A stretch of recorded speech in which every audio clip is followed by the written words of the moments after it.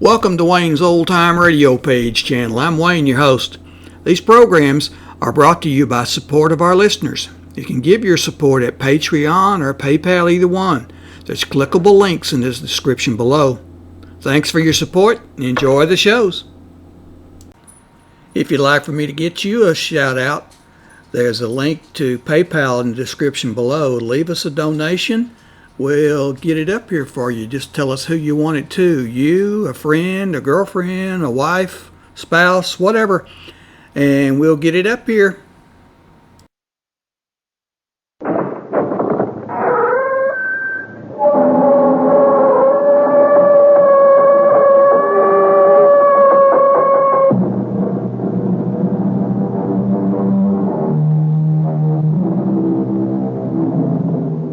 Come in. Welcome. I am E.G. Marshall. Welcome to the world of your own terrifying imagination. Since the beginning of time, people have argued about the existence of ghosts. They've been called variously wraiths, specters, phantoms, apparitions, shadows, or shades. But everyone agrees that if there are such things as ghosts, they are the souls of dead persons haunting living persons. And that's what our story is about. Ghosts. No one, Mr. Garth, whether professional ghost hunters or ordinary people, have ever been able to spend an entire night in that house. Well, how many have tried, Mr. Flanders? Well, I know of at least a dozen. And that's within the past 2 years. Well, did you get any reports from the professionals? Most sketchy ones. But they all say the same thing. That whatever or whoever it is that haunts that house, the manifestations are the most powerful and evil in their experience. They all mention nameless horrors.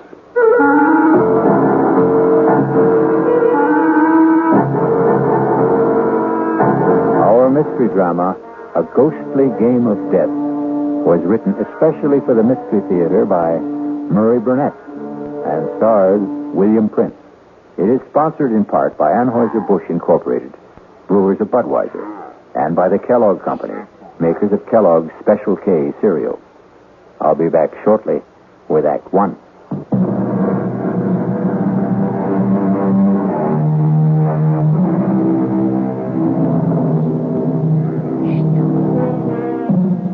Nameless horrors. A nice phrase. But as soon as you put a name and identity to horrors, somehow they prove bearable. In the last century, people have shown that they can and do bear up under mass genocide and atomic bombings. But the horror that is nameless, that is the most fearful of all. And our spine tingler will try to put a name to one kind of horror. You are not real. There are no such things as ghosts. I'm just imagining things. But I see you. I see you. No, don't hurt me. Whatever you are, please, stay away from me. You want me to leave the house? I will, if that's what you want. Just please let me by. I'll go right down the stairs, walk out of the house, and never come back. Is that what you want? Please. No! Don't touch me! Let me out!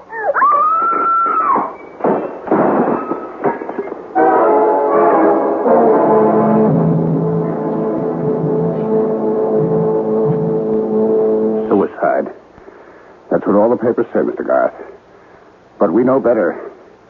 It's ghosts. That house is haunted. Mr. Flanders, my field of study is the supernatural.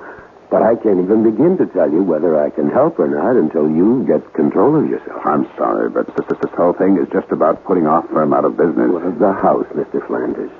Do you have anything on the history of the house? Yes. It was built in the early 1800s by a sea captain named Ephraim Hatch for himself and his bride, a young lady named Lucy Endicott. And they lived in it for some 4 years until the tragedy. You have the details? Well, Captain Hatch was supposedly a hellraiser in his youth, but also a great seafaring man. He was in whaling and, if the rumors are true, slave trading. At any rate, he amassed a fortune. He fell in love with this Endicott girl who was the town beauty, married her, settled down, and built this house. The tragedy. Well, the story goes, as nearly as we can piece it together, that the captain returned from one of his voyages earlier than expected and found his bride entertaining a lover. And he killed them both. Horribly. And ever since, the house has been haunted and unlivable. We're building a condominium. This house is a key location, right in the middle of the property we own. We can't even get wreckers to tear it down. No one will go near the place. You keep telling me that no one has lived in the house. What about this girl who just died there? Oh, that was a stupid idea of my partner's. Her name was Roberta Ginley, a television reporter. She wanted to make a name for herself, and my partner sold me on the idea that if she spent a night in the house and then went on television and told people about it, our problems would be solved. And now we're in a worse mess than before. That's why we came to you.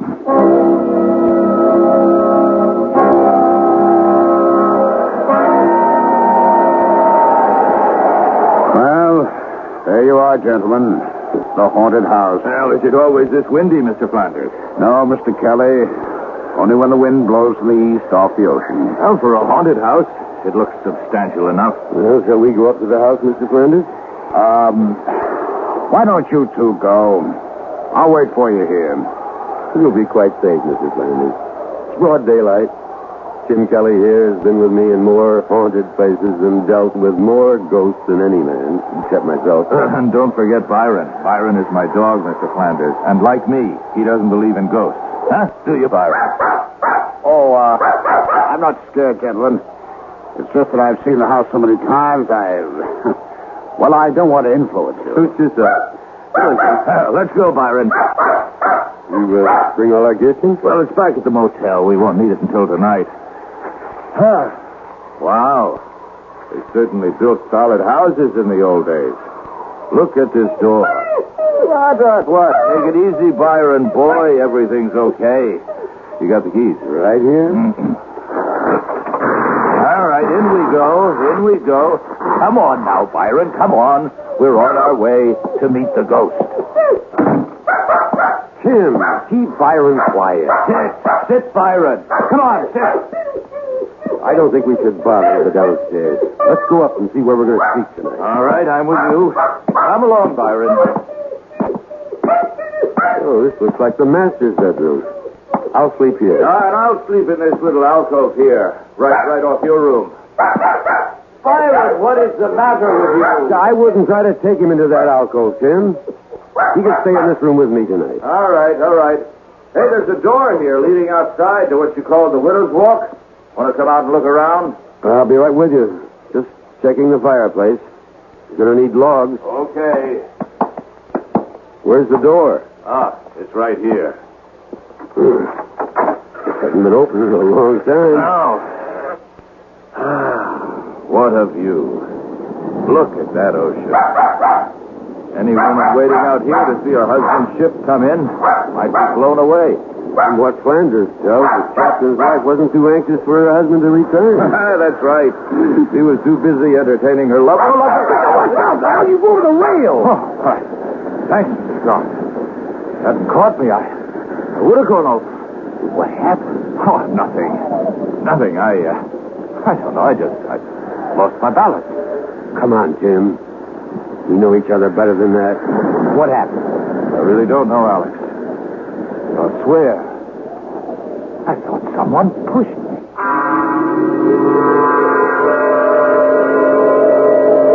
Mr. Garth, I'm not at all sure I'm doing the right thing, and I'll understand if you don't want to go through with this. I'll pay all your expenses to date. You're concerned about my safety? Yes. A real estate deal is important, but not that important. Mr. Flanders, you have nothing on your conscience. Tim and I will spend tonight in the house, and by tomorrow, the ghost should be at rest. And you think there is a ghost? Well, of course. I just don't believe in its malevolence. Have you taken care of the wooden logs for the fireplaces? The men wouldn't go into the house, but you'll find plenty of firewood outside the door. Fine. Then I'll be on my way.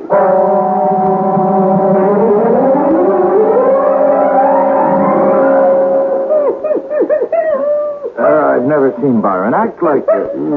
Something to think about. Well, I've been with you on about 50 of these haunted house deals. You think there's something different about this one? Well, I don't know, but I'm going to find out. Well, I've heard that sort of moan before. According to you, Alex, it's a ghost in pain. It is. Sounds like the evening's entertainment is about to start.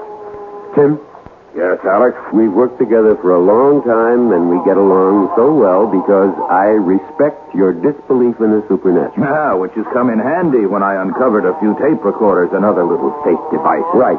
But for your own sake, Tim, there's something about this house that seems different. Now, please, be careful. Huh? You trying to scare me? Oh, I don't think that's possible. Right. Now, how about some wood for my fire? Oh, whoever you are, if you're trying to scare us, it's not going to work. You know, in all the years we've been working together, Alex, I've yet to see a ghost. But you've heard them. Oh, so you tell me. You talk with them. I just hear noises, and sometimes they're man-made. And sometimes not. Would you strike a match, please? That's better. Get some of the chill off the room. The fireplaces always seem to make a room more cheerful. The electricity must have been installed around, I guess the turn of the century, huh? Well, I've seen brighter lights, but at least we have light. And candles. Oh, did I share mine with you? No, I have a supply back in my room. Oh, all right. Here we go again. Spirit wrapping. Oh, now I've made it angry. Listen to me. Whoever you are, my name is Alex Garth. I would like to help you, but I can't unless... Doesn't want to talk to you, evidently, Alex. You'll see. Although you're my friend in the lie, you are often a disturbing influence. Now, I won't deny that I'm an unbeliever. So I'll turn in now that the fire's going. And you can go back to your side of the room and commune with the spirits. And with each other, Tim. We'll check with each other, as we always do.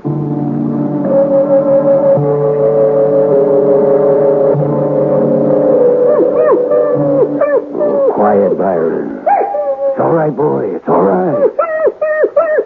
Oh, trust me, Byron.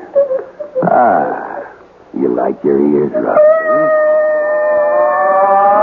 no. You expect me to sleep with all that racket going on? Has Byron gone bananas? Well, I'm trying to quiet him. Easy, boy, easy. It's all over. Tim, is there any way we can get Byron out of here? He's beginning to froth at the mouth. He's covered with perspiration. Well, I don't want to let him out now. He'll just get lost. He'll get over it when he sees nothing's happening. Hey. What? My lights just went out. How are yours? Going. Gone. Easy, boy, easy. I know you're in trouble. Please, let me help you. If you'll show yourself, I could help you. I've helped others. Believe me. Is your name Lucy? Lucy Endicott? If you are Lucy, would you rap twice? Can you? Byron, come here. Come here, right. Lucy, you're frightening a dumb animal. You're not frightening me. I'm sure you don't want to terrify a beast. He's never done you any harm. Byron, come here. Come out of that corner. Come to me. Good God. Come on. Alex, the fire's going out in here. So we go to the candles. You've plenty of matches, haven't you? Yeah, I'm fine, but I'm really worried about Byron. Oh, somebody's playing games. I tried to find the fuse box if I could, but... Hey. What is it, Jim? Well, whoever's at the controls is pretty good. Nice cold gust of wind just blew out the match I was using to light the candle. Well, I've got a couple of candles lit. You want one? Oh, no thanks. I'm not scared of the dark. That's hounding. That's a new one, isn't it, Alex? That's new to me. It isn't spirit rapping. Sounds like someone wants in. You want to go down and open the door? Oh, no chance. Hey, Alex, your side of the room is rocking like a boat. I'm steady as a rock. Was that Byron? Yes. What happened? I'm not sure. He's dead, Tim. What? His neck seems to have been broken. Tim, did you hear me? I said Byron is dead. Tim, are you all right? Tim, what is it? Run! For your life!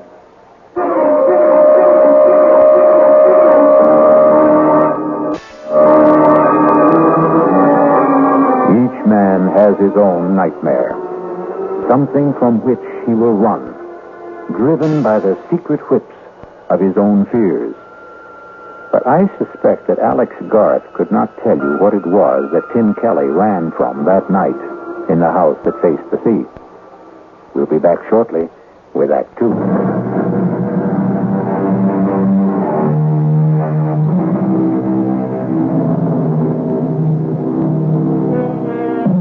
Alex Garth, authority on the supernatural, has undertaken to spend a night in a house so demon-ridden that workmen have even refused to tear it down. Deserted by his friend and ally, Tim Kelly, who fled in terror from unknown fears, Garth knew that he had to face the rest of the night alone as the heavy outer door boomed closed behind Tim Kelly.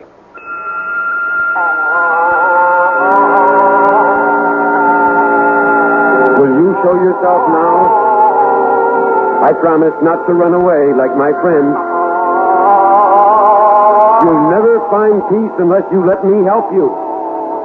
There can be no rest for you except through me. Do you think you're being punished for some sin you committed when you were alive? That isn't you. Is it, Lucy? Please, let me help you. I will not let you in, and I will not leave this house. Locking the room doesn't frighten me. I'm not afraid. Mr. Coggin! We've split a tough, fellas. Keep her steady or I'll kill you! That letter I received in Trinidad tells me that my Lucy, my wife, is carrying on under the roof of the house that I built for her with young John Rogers. So, Mr. Coggins, we're going to drive for home and to hell with the storm. Nightmares. We've all experienced them. But I venture to say that none of us has experienced the horrible sights, shapes, and sounds that Alex Garth saw and heard in that dark room of the haunted house for the next hour. And when he still held hard to his sanity and what remained of his courage, the apparitions changed in character. Garth no longer knew what was real and what was fantasy. He later told me that he may even have fallen asleep, hard as that may be to believe. Alex? Alex Garth? Lucy? I am Lucy. Am I not there, Alex Garth? Yes, Even beautiful? very beautiful. Would you not like to touch me, Alex? Even if I wanted to, I could not. You think I am cold and repulsive. That is what you think. John, tell Alex how nice I am to touch. You are very nice to the touch, Lucy. Was John your lover? You do nothing but ask questions, Alex Garth. What should I do, Lucy? Make me feel once more the touch of a man you love. And Lucy, you're in torment. I can only give you peace. torment? Why should I be unhappy? I live here in my house and... Of course, we were naughty, John and I. We tried to frighten you. But that was only because I don't like strangers in my home. Apologize to Alex, John. This is a childish game you're playing, Lucy. But I adore games. I love games. Come, dance a minuet with me, Alex. Isn't the music lovely, Alex? I don't dance the minuet, Lucy. John, you dance with me. This was how John and I first met. Doesn't he dance beautifully, Alex? Very beautifully. Remember, John? Remember how you looked at me that night? Yes. And that old witch Hannah saw it and wrote the letter to your husband. Oh, not then, John. It was much later. Look at me that way again, John.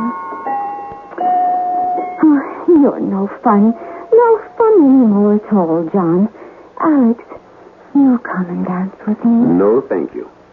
You are afraid, Alex. Yes, I am afraid. John, you heard. He is afraid. I said I was afraid, Lucy, but not terrified. Fiddlesticks. You play with words, Alex Garth. And you want me to play ghostly games with death, don't you, Lucy?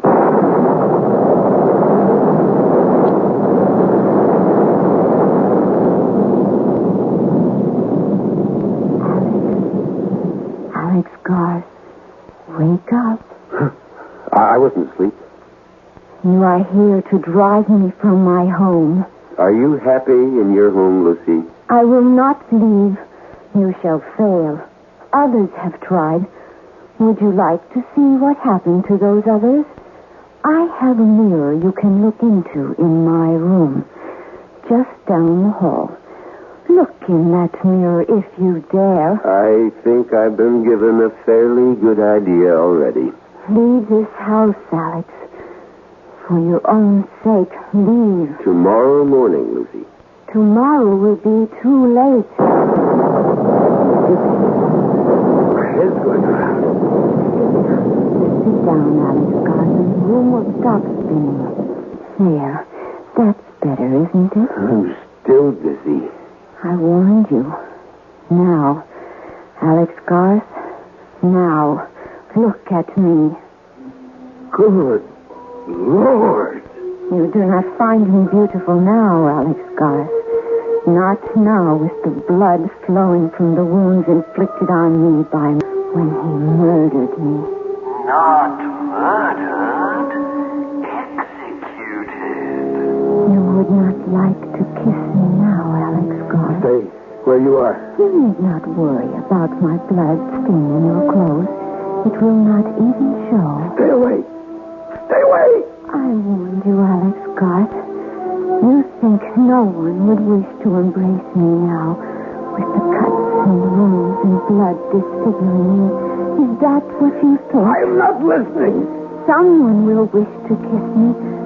Someone who loves me. I will kiss you, Lucy. I will embrace you. And I will embrace you, John, my love, even with the blood flowing from your poor I can't look. I can't. It will do you no good to put your hands over your eyes, Alex. You will still see the bloodied lovers kiss. No, I won't witness this horror. My thoughts are mine. And they're real. You're phantoms and you don't exist. For many we don't. But you know that we do. We are here. And we are real.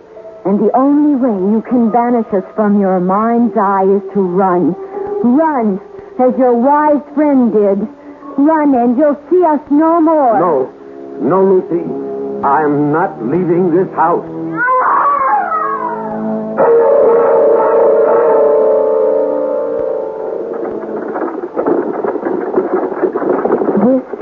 carriage bearing me to the burial ground, Alex. If you open your eyes, you can see into the coffin. The undertaker did a fine job. I looked almost as pretty as I did before I died. I was wearing the dress you've seen me in, Alex, and the only mourner following who wasn't afraid of my husband's wrath. The only person who didn't believe I was a wanton. Do you believe that? Yes. You do? Yes. Everyone feared Captain Hatch. And you, Lucy, most of all, you still fear him. No. Oh, why won't you go? Like you, Lucy, I am bound. How bound? By my knowledge, by my pride, by knowing if I leave now, I failed. You have stayed longer than anyone. Not long enough. You mustn't stay. What you have seen is... it will be worse and dangerous for you. Even more dangerous. And you're afraid for me? Yes. Why? You really don't know. Of course not. But you've seen John. Have you not noticed that you are very alike? Well, I really hadn't looked that closely. Would you? No, I believe you. Then you must see how dangerous it is for you now. Then help me. I cannot. If you would trust me and tell me what the control is, I could help. You're very wise, Alex, but this is something beyond your wisdom. Try me. It's impossible. I am held here by forces stronger than yours. How do you know what my powers are? I told you, you are not the first who has been here, but you are the bravest, and your courage will destroy you.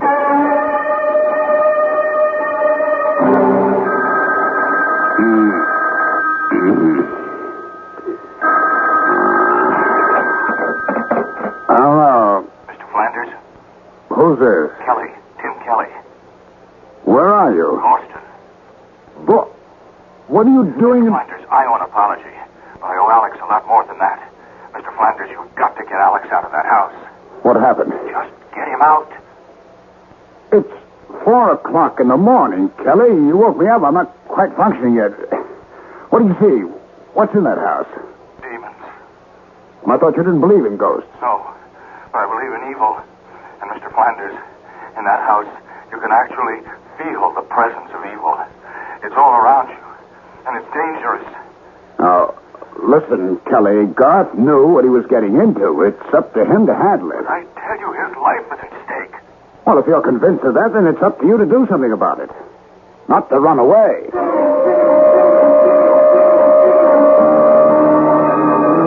You speak to me of powers, Alex Garth, yet you are afraid to test them. What kind of test do you propose? The mirror. The mirror in my room. Let's go. Well, come along. I'm warning you, Alex Garth. Wait a second. Your death machine will not help you. Death machine. Oh, you mean the revolver. Call it what you like. It spits fire and noise and has been used stupidly by stupid people against us. Surely you know better, Alex Garth. No, it gives me something to hold on to. Come on. You could try to hold on to me. This is your room? You fear to go in? Well, I'm wondering what it is about this room that... This is the room Tim ran out of, isn't it? The mirror is over here. Now, look in the mirror, Alex Garth. Look well. See, Alex Garth? Is that you, Lucy? It is I, Alex. She's a very young girl. And your schoolmates. Who are they? Schoolmates. Is John among them? Look. Look in the mirror. I can't make out the faces.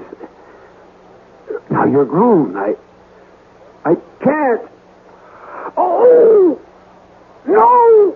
No!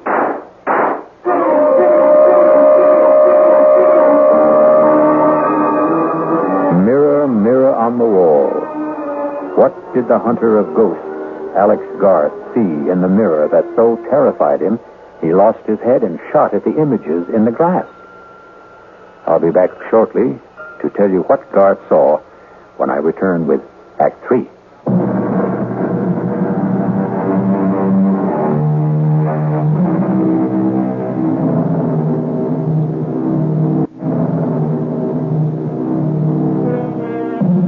Some people believe in ghosts.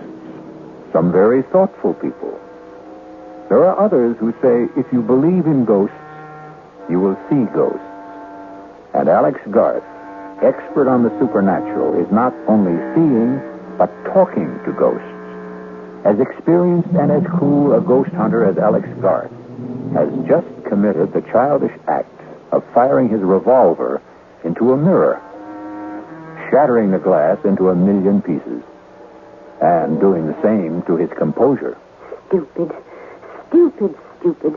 Breaking the mirror isn't going to change anything, Alex Garth.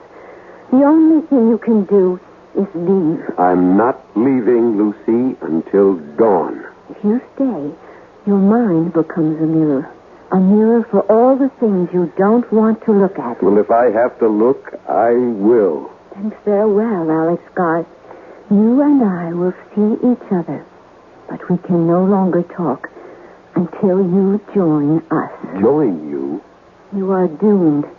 You will join John and me here in my home for all eternity. And God help you, Alex Garth, because I no longer can. Lucy, is that you? Lucy, my darling, my love, I must go now. No. Please stay a little longer. Just a little longer, dear heart. Why did you marry him, Lucy? He went away, John, my love. He left and never said a word. How could I, Lucy? You know I didn't have a penny. You could have told me you loved me. You knew that. You knew it all the time we were growing up. Sometimes when people grow up, they change, John. And I was afraid you no longer cared for me. That's why you married the captain. I didn't want to be an old maid. Oh, there was no chance of that. I was afraid. John. He was so strong. John, I'm going to have a child. What? I'm going to have a baby, John. You're a baby. You're sure? I'm sure. Then we have to leave. You must come away with me, Lucy. Where will we go? West. To a new place. For a fresh start. Somewhere where Ephraim can't find us. There is no such place. Of course there is. Lucy, you know what will happen if Ephraim discovers that... Ephraim won't be home for at least a week. He was in Trinidad. The last I heard... Lucy, it's me. Come on down and unbolt the door. Oh, no. What do we do? Hide. I'm not letting in. Where? Anywhere. Quick. There. In my wardrobe. Behind my gown. Lucy. Coming, Ephraim. Just getting my robe. Don't be wasting your time, Lucy. It's been 4 months since I've seen you last. All right, Lucy. Where is he? Who? John Rogers, your lover. Have you gone mad, Ephraim? Aye, maybe. Mad with jealousy. Stop lying and tell me where he is. You're hurting me. Aye, and I'll be hurting you a lot more unless you tell me where he is.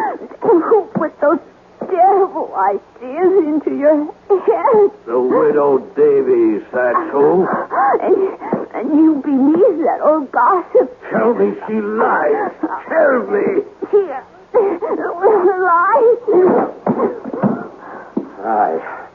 Lie there and snivel whilst I roust out your fancy man from wherever he's cowering.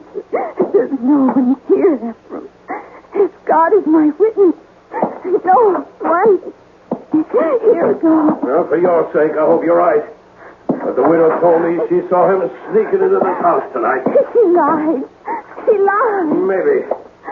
And now, how about your wardrobe? Ephraim! I am with child. Get up on your feet.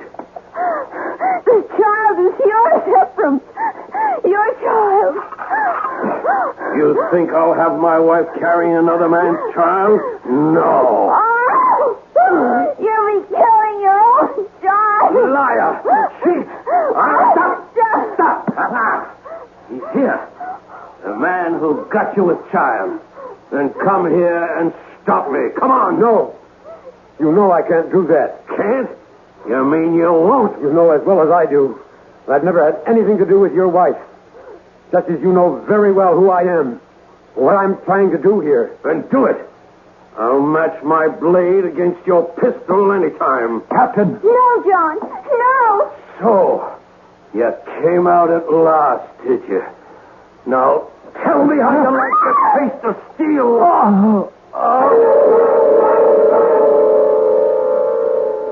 Here, have another drink, Garth. You look as if you need it. Flanders, there isn't enough liquor in the world to warm me.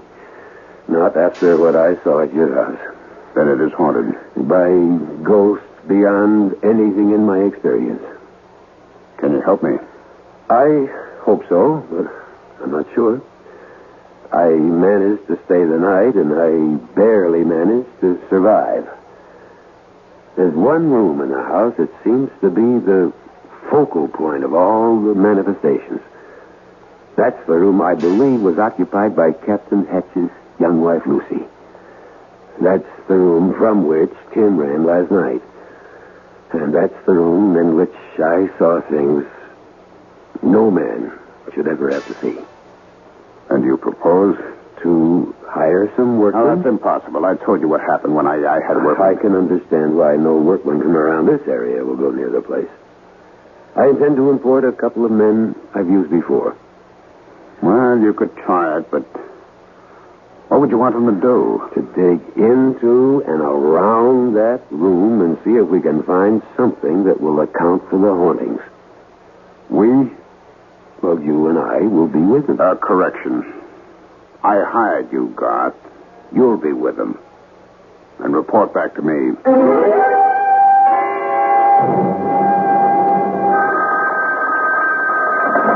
Hello? Flanders, this is Olive Garth. I'm calling you from a diner just down the road from the house. With good news? With news. My workman walked out. Well, that's that. If you want that house cleansed, all I ask is you meet me there in half an hour. Well, why do you need me? Well, for two reasons. One, I don't know what may have to be done to the house, which is your property.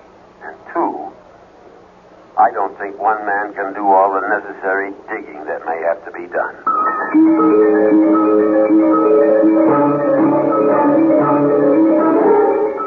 Oh, I see what you mean about this room. Yeah, we'll try not to think about this house or the stories about it. Just hand me that hammer. What do you want with a hammer? I'm going to test these walls, the floors. You think there's a secret passage or some nonsense like that? Well, I don't know what there is, but there must be something. You'll have to take my word for it that what goes on in this house isn't an ordinary lost or restless spirit seeking solace. It's something that's planned and controlled. How? That's what I hope to find out. Ah! Here. You found something. I think so. Listen. That sounds hollow. Yes. And the further down you go towards the floor, the hollower it sounds. Hand me that crowbar. Well, maybe we should let things be. Not if you want to rid the house of the ghosts. Well, what will we find? Lord knows. Here goes. And wait. Can't you handle this without me? You scared? Well, I think I'd feel better if I stepped outside. Be over in a minute. I don't think I'm going to be able to stand this. Well, just think of something else. You get a thought, you hold on to it. Well, I can only think of the sea and the storm and the ship driving and a woman. Flanders, hold on to me. Hang on. And look. Look, there's nothing down there but a room. Look for yourself. God, why should I be so terrified? Why do I want to run? There are steps. Come on. No, you want me to go down? Come on, it's only an empty room. I'm not so sure it's empty. Come on. Steady now. What's that? It's a table. There's something on it. I know. Let's see. It's just a plain saucer. Yeah, the saucer's plain. But look what's in it. What is that stuff? Well, I'm not sure, but it looks to me like... or something like mercury. I'll bet there's mercury in it.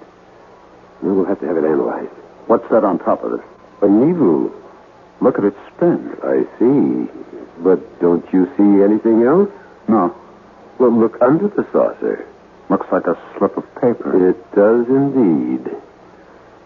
Let's have a look at it, if I can get it out without disturbing the... There we are. There's writing on it. What does it say?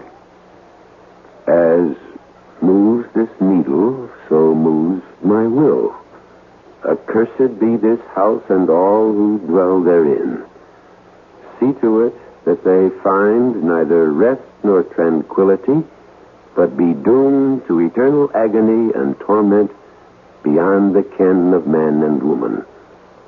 To which I affix my seal and signature, Ephraim Hatch, master of the schooner Lucy. Do you mean to tell me that this piece of paper, that saucer of liquid and a needle... Look out! The saucer! Be careful! Oh. Quick, the ladder! Hurry, Flanders! The smoke! I can't breathe! The ladder! Quickly! I'm right behind you!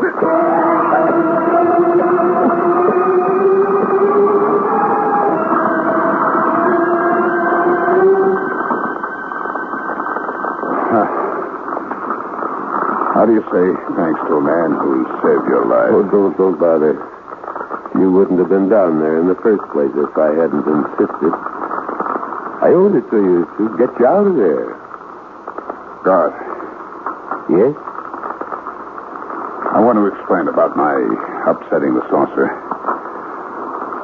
I wouldn't say this to anyone except you, but I'll swear that something pushed my hand. Do you believe that? Yes, Flanders, I believe it.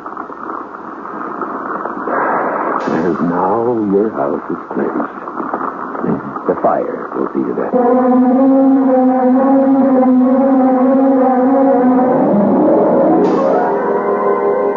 For those of you who are skeptical about the existence of such things as ghosts, I have a suggestion.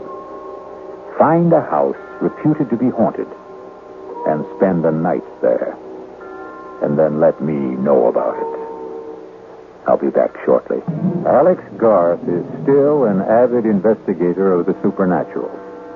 However, he has a curious reluctance to tell people about what he saw during the night he spent in that house on the New England coast.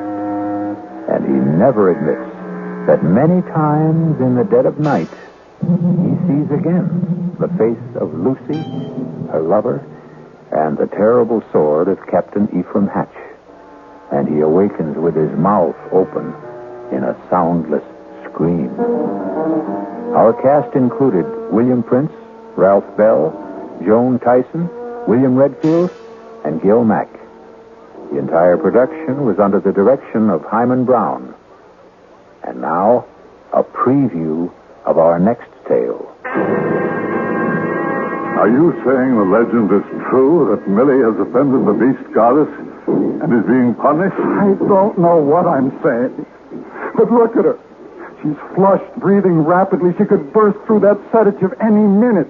Kevin, I'm so hungry. Try to rest, darling. I'm going to speak with the hospital in Rio. I'll describe her symptoms. They'll arrange together My then. wrist. Oh, my wrist. Oh, Doctor. it's burning. Oh. Look at her wrist. Look at her wrist. Something's on it. Oh, The design. It's the shape of that bracelet. Kevin, it's your imagination. Is it? Look. Do you see that symbol? It's on every ornament worn by the goddess. The design decorates her dress. It's just a raw, ugly scar. But it's her sign. The sign of the beast goddess. This is E.G. Marshall inviting you to return to our Mystery Theater for another adventure in the macabre. Until next time, pleasant dreams.